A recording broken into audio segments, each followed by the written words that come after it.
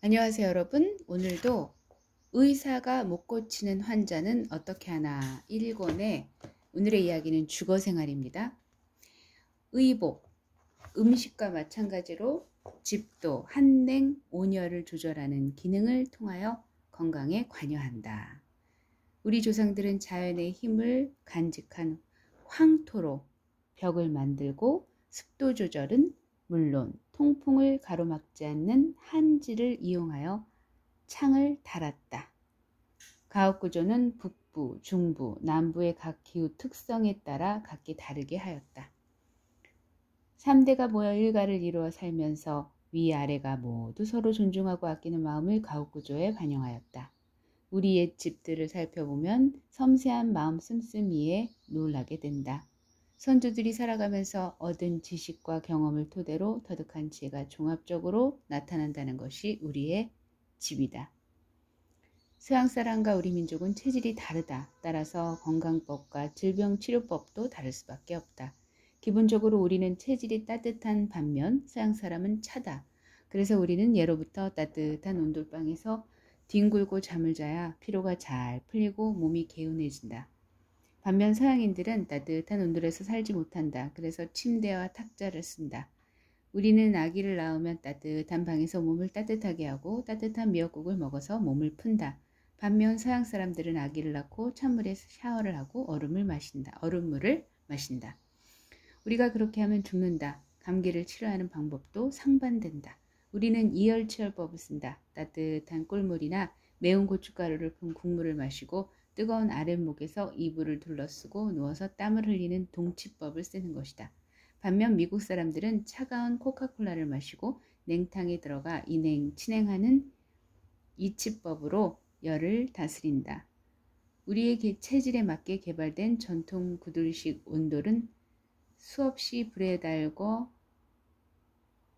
달궈진 구들이 수맥을 차단하는 효과가 있어서 우리 조상들은 수맥에 신경 쓰지 않고 어디든지 집을 지어 살아도 되었다. 체질뿐만 아니라 신체 구조도 다르다.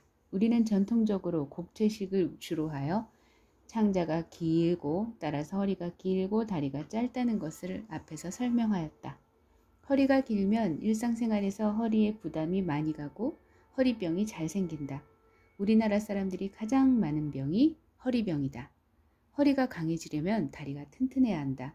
일상생활 중에 자연스럽게 다리와 허리를 강하게 하는 방법이 바닥에서 생활하는 방식, 즉 침상을 쓰지 않고 방바닥이나 마룻바닥에 그대로 눕고 앉아서 생활하는 것이다.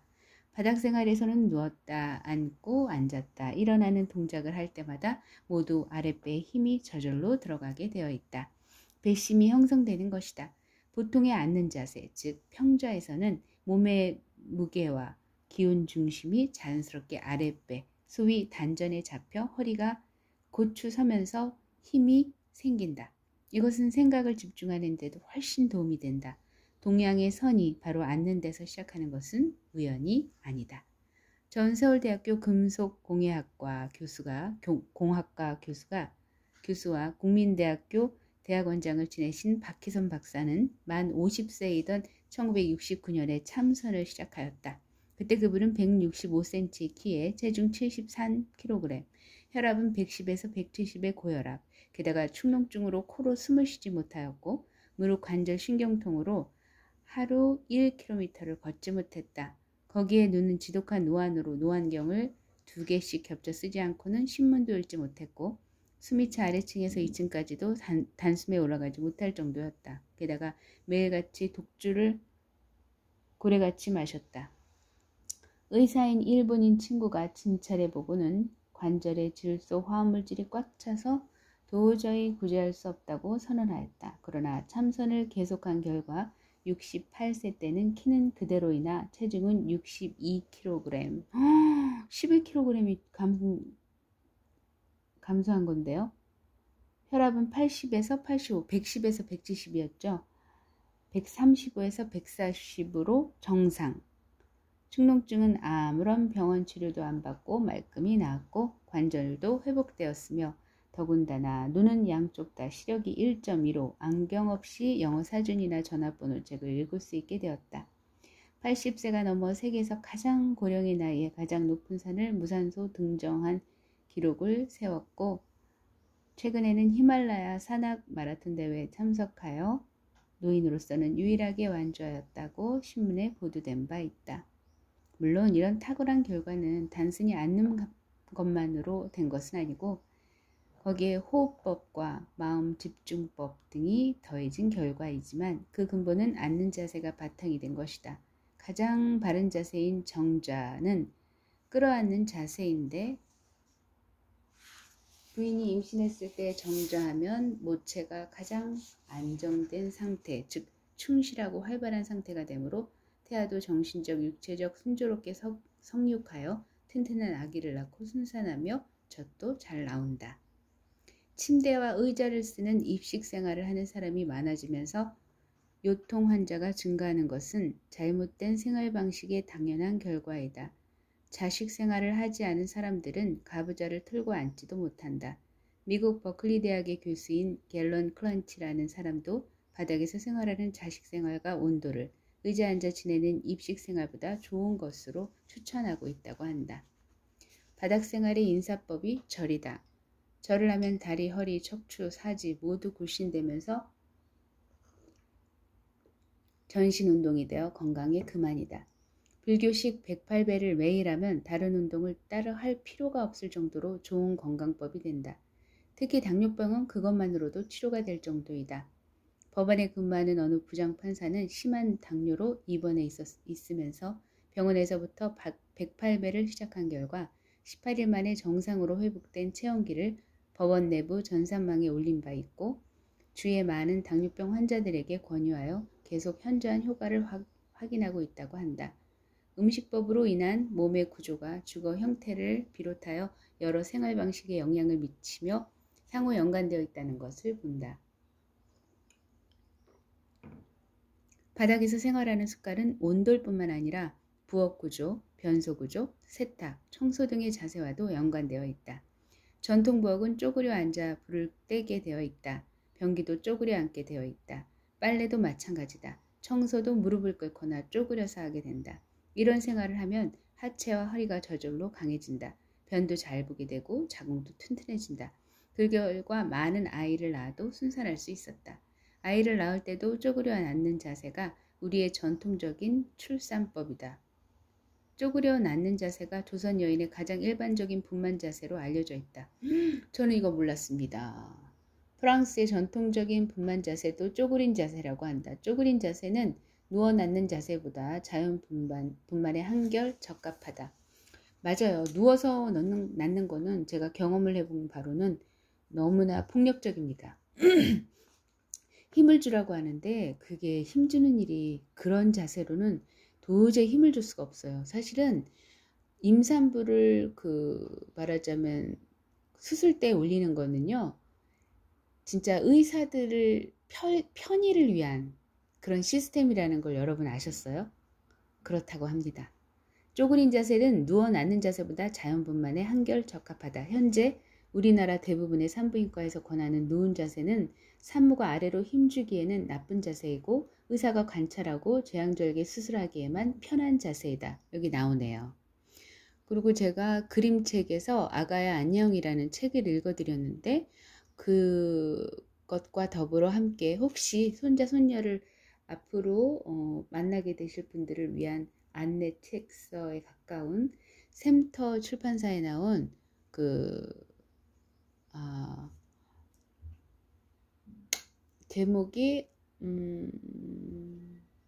제목이 기억이 안 나네요. 어쨌든 자연분만을 예찬하는 이야기거든요. 서양 분이신데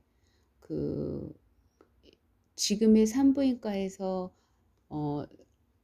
하는 행위들은 완전 폭력적이다. 애기한테도 매스미디어, 그 다음에 빛 조명 이런 것들에 대한 엄청난 날카로운 비판을 하는 그런 책이거든요. 그래서 기회가 되시면 여기 제가 유튜브에 아가야 안녕이라는 그림책을 읽어드렸어요. 그래서 거기 샘터사에 나온 책 중에 아주 탁월한 책이라고 저는 자부합니다. 그 책 읽어보시고 또 손자나 손녀를 맞이하실 분들에게 내지는 임신을 준비하시는 분들에게 도움이 됐으면 하는 바람에서 올려드렸습니다. 그래서 반면에 침대, 입식 부업, 좌변기, 세탁기 등에 익숙해져 육체적으로 편한 생활을 하는 현대 여성들은 운동 부족에 자궁 수축력이 약해져서 출산에 상당히 애를 먹는다. 그러다 보니 유도분만, 겸자분만, 제왕절개 등의 반자연적이고 비정상적인 분만을 하게 된다. 이러한 비정상적인 분만은 산모와 아이 모두에게 여러 가지 부작용을 초래한다. 출산 과정에서의 인위적인 충격과 자극으로 인한 기형아, 불구아, 내성마비와 병든 아이 등을 많이 낳게 하고 성장하면서도 아토피성 피부염, 소아암, 소아당뇨, 소아중풍 등의 희한한 병에 걸리게 한다. 이는 아이 본인과 그 가정의 불행이자 사회 전체의 불행이다. 근데 이제 뭐 아토피도 그렇고 제가 볼 때는 이런 출산의 문제도 있지만 사실 아토피 같은 경우는 문화병이라고 보시면 돼요. 지나치게 그러니까 위생 담론이라고 하잖아요. 뭐 사실 아주 그 어린아이들도 알 수 있는 기본적인 원리잖아요. 그러니까 그 벌레가 죽는 거라면 우리 인간에게 해롭지 않다는 생각을 왜 못하는지 저는 이해가 안 되는데, 저는 이제 아파트 생활하면서 소독을 하지 않습니다. 주방이든 뭐 욕실이든. 왜? 그게 무치, 뭐 무색, 뭐 무향, 뭐 똑같은 말이네요. 무치. 어쨌든 그런 성분이라고 하는데 어쨌든 벌레를 죽이잖아요. 근데 그거를 그렇게 막 쉽게 한다는 것 자체가 좀 저로서는 조금 이해가 안 돼요. 그러니까 왜냐하면 생명은 동일선상에 있잖아요. 벌레도 생명이고 인간도 생명이고 모든 게 다 생명인데 그 작은 생명이 죽어나간다는 거는 당연히 우리 인간에게도 그닥 좋은 효과를 줄 수는 없겠죠. 근데 그럼에도 불구하고 박멸을 외치고 막 그런 거에 막 정신을 쏟고 막 이런 게 저는 좀 이해가 안 가는 게, 그리고 우리 인체에서도 사실은 균이 많아요. 그리고 정상적인 균과 해악한 균이 서로 공존하고 있습니다. 그래서 이제 그 균형이 깨졌을 때 그때 발병이 생기는 거거든요.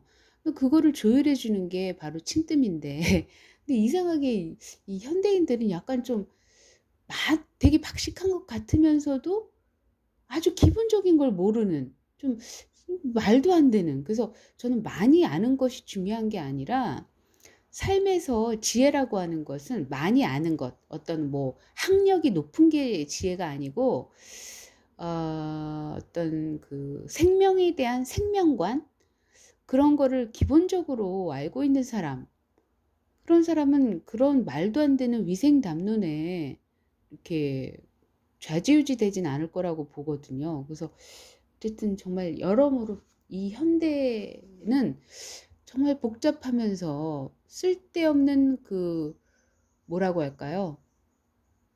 홍수 같은 그 정보에 너무 쉽게 노출되어 있고, 저부터도 사실 그거 그렇긴 한데 그거를 많이 스스로 절제하려고 노력은 하나 뭐 그게 얼만큼 그게 실행이 되는지 저 자신도 의문인데, 사실 이 핸드폰을 사실 뭐 갖고 있지 않으면 자유로울 수 있을 텐데, 그죠?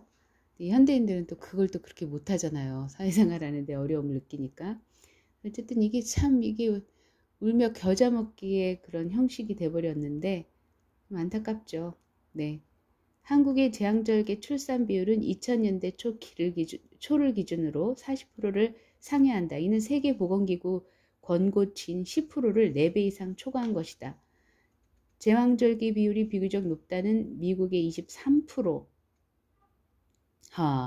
일본과 유럽의 20%에 비교해 보아도 너무 높은 수치이다. 이는 산모와 태아의 위험도 때문이라기보다는 의사의 기술 부족, 이윤 추구하는 행태. 이거 바로 나오네요. 의사의 기술 부족과 이윤 추구.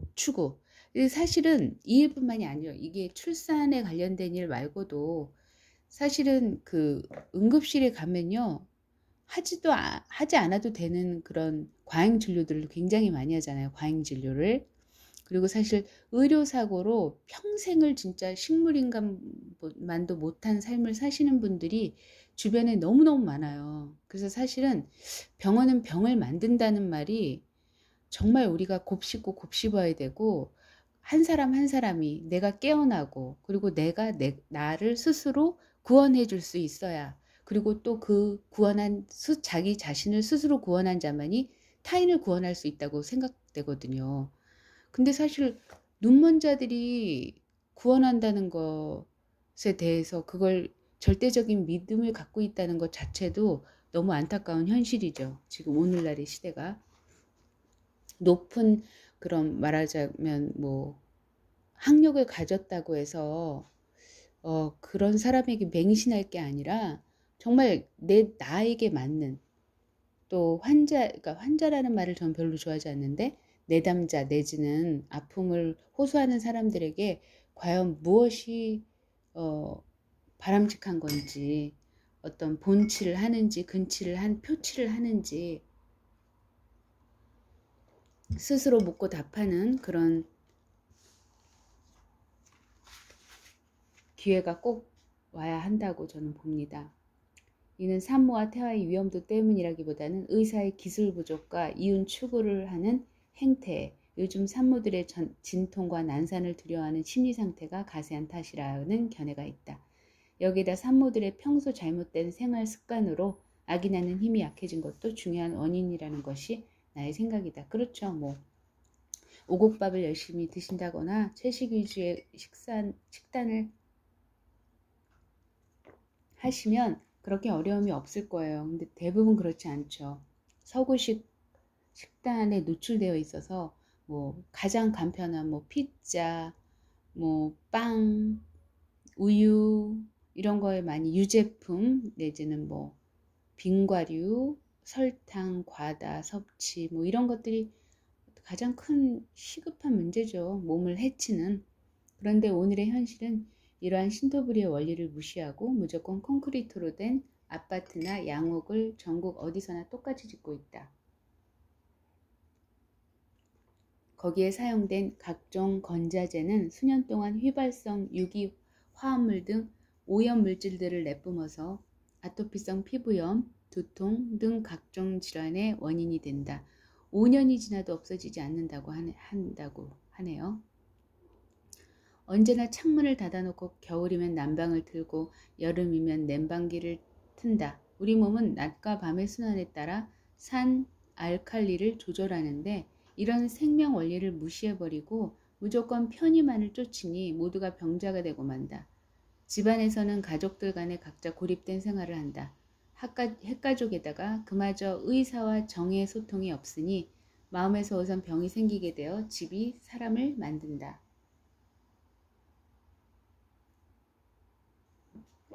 우선 병이 생기게 되어 있다. 그러니까 의사와 정의 소통이 없으니 마음에서 우선 병이 생기게 되어 있다. 집이 사람을 만든다. 침대 생활과 관련한 충고 하나. 요즘은 젊은 사람들일수록 침대를 많이 쓰는 경향이 있다. 그런데 텔레비전 드라마를 보면 침대 생활은 여러 가지 용도 때문에 크고 높은 베개를 필수적으로 동반하는 것 같다. 그러나 잠잘 때 높은 베개를 베는 것은 절대 좋지 않다. 생각해보라. 사람은 낮에 서서 주로 활동하는데 머리가 대체로 앞으로 수그러진 상태가 되므로 경추와 척추가 같이 앞으로 구부러진다. 그래서 거북목 같은 자세를 한다. 책상이나 컴퓨터 앞에 앉아서 일을 하는 사람들은 특히 그렇다. 그 자세를 오랫동안 유지하면 목뼈를 지탱하는 목 뒷부분의 근육과 인대가 과도한 힘을 받아서 팽팽하게 당겨지게 되고 만성화된 근육과 인대가 비정상적으로 늘어나 목, 어깨, 뒷머리가 아픈 증상이 나타난다. 이른바 거북목 증상이다. 이러한 현상이 오는 것을 막으려면 적어도 잠잘 동안만은 목을 펴주어야 한다. 어떤 자세로 인해서 생긴 피로와 부담을 가장 빠르고 쉽게 풀어주는 방법은 반대 자세를 취하는 것이다. 예컨대 우리가 학교 다닐 때 벌을 설 경우 두 팔을 높이 들고 오래 있음으로써 팔이 아프고 힘들어진 것을 가장 쉽게 해소하는 방법은 팔을 내리는 것이다. 이것이 요가에서 말하는 까르마의 법칙이다. 낮에 앞으로 수그려져 비정상적인 상태에 쌓인 척추, 경추, 두뇌의 피로를 풀어주려면 잘 때는 될 수 있는 대로 척추와 경추가 직선이 되도록 자세를 취하는 것이 좋다.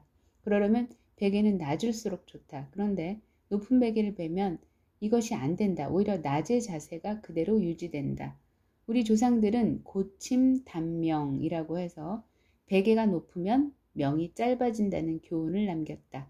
옛날 삼천갑자 동방사기는 종이 한 장을 베고 잤다는 이야기가 있다. 종이 한 장을 베고 자라는 게 뭐겠어요? 베개를 베지 않아도 된다는 얘기겠죠.